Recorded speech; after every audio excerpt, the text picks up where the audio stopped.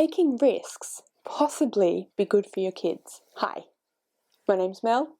You're watching Growing Together.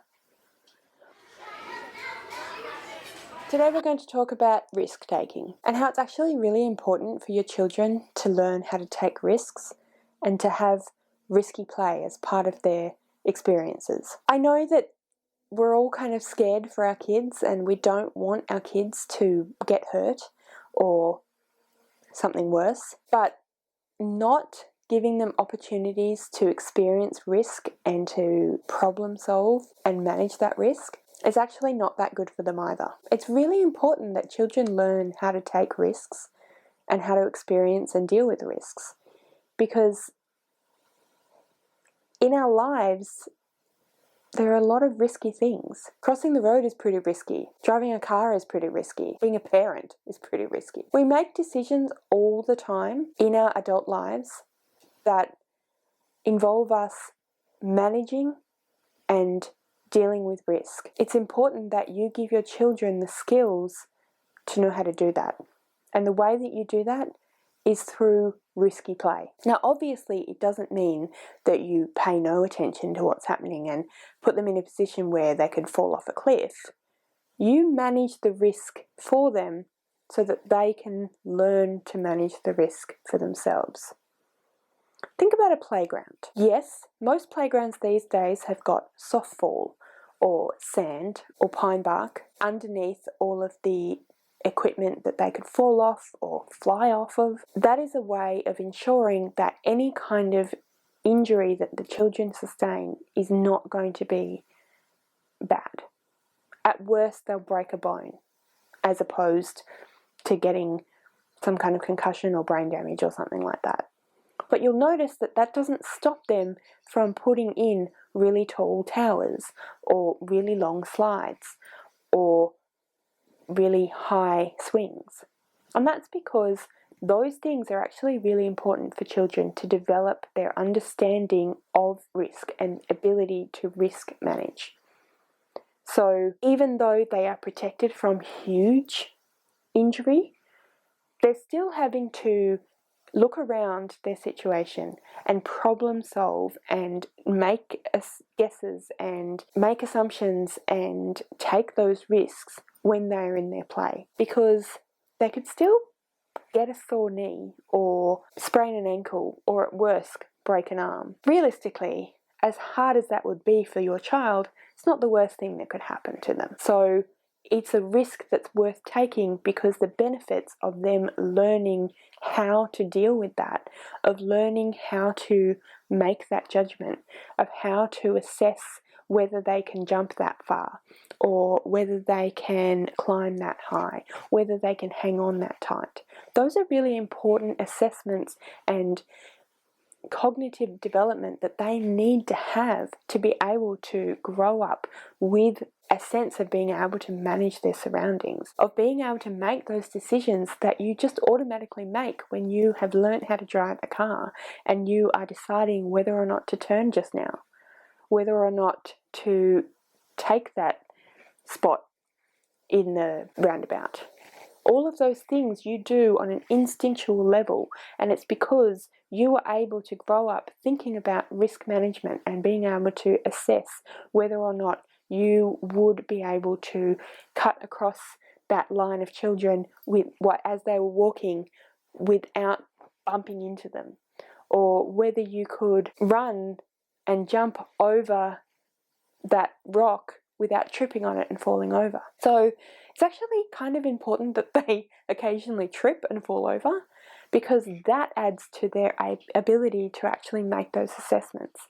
They made the mistake, they had a little bit of a sore knee, and now they know that maybe they need to lift their leg a bit higher. So it actually helps them to develop their muscles, their muscle tone, their core strength, the strength in their arms and their legs, their ability to know how far they can go and how far they need to go, their grip ability, all of those things that they need to be able to climb and jump and swing and run. Those things are developed and grown as they take those risks and make those decisions and do those activities.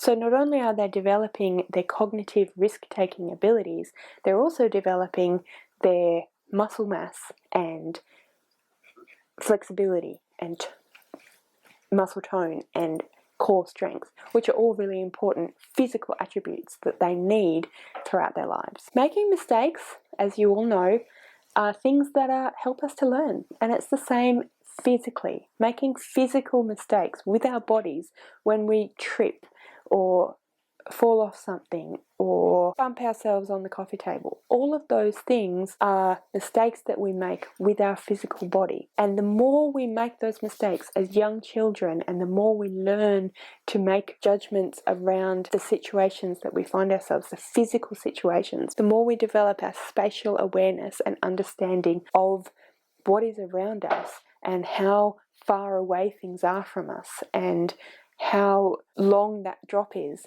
the better we will learn to be able to manage that, and the more risks we can take, if that makes sense. The other thing that risk-taking helps us to learn is how to be flexible and how to be persistent. And those attributes are really, really important to have in our skill set. It's important to be persistent. If you are going for jobs and you are being rejected for those jobs, if you aren't able to be persistent, if you don't have that resilience that you've learned in your childhood, then you will eventually just give up. The more able you are to be resilient and persevere, the better your life will be as an adult. And that is something, again, that they need to learn in childhood. Taking those risks in their physical risky play is a really great way to develop those attributes. Like I said, we all want to protect our kids. And of course, we need to be aware of the situation. So you manage the risks for them so that they can manage the risks for themselves, if that makes sense. So you look at their surroundings and you say, okay, if they play in this area, there's no possible way they can run out onto the road all of a sudden, or fall down a really steep cliff, or get swept out to sea by a rip. So what's the worst that can happen? And that's how we manage the risks for ourselves. That's what we need to do for our kids. What's the worst that can happen if they play here? If they experience some kind of injury here? What's the worst injury? Well, maybe they break a bone. Maybe they lose a tooth. Yes, of course you don't want those things to happen, but if you've ever broken a bone or chipped a tooth, you know that it heals. You eventually get over it, and hey, maybe it's a fun story to tell. So you need to decide, is it a risk worth taking? And if the answer is yes, then that's how you manage the risk. So what's the worst that can happen? They'll run out on the road, potentially get hit by a car. Okay, so we need to manage that risk. And that's why these days you'll see that all playgrounds have some kind of fence around them, because that way children don't run out and have the worst possible thing happen to them, but they can still take those risks and potentially fall off something high and land on a soft fall where they might chip a tooth, but they've still been able to do something that involves taking a risk, because they had to decide whether they really could hang on that long, if they had enough strength in their hands, if they had enough length in their stride to be able to get over this drop.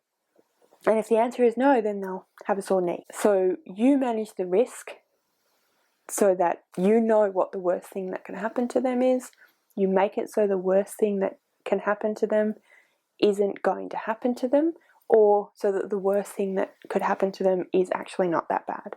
And then you let them manage the risk from there. It's a hard thing to do, but it's for the best for our children. That might have been a difficult one to hear, but I really hope that you found it interesting and valuable anyway. If you have any comments or questions or thoughts on any of this, please do comment below.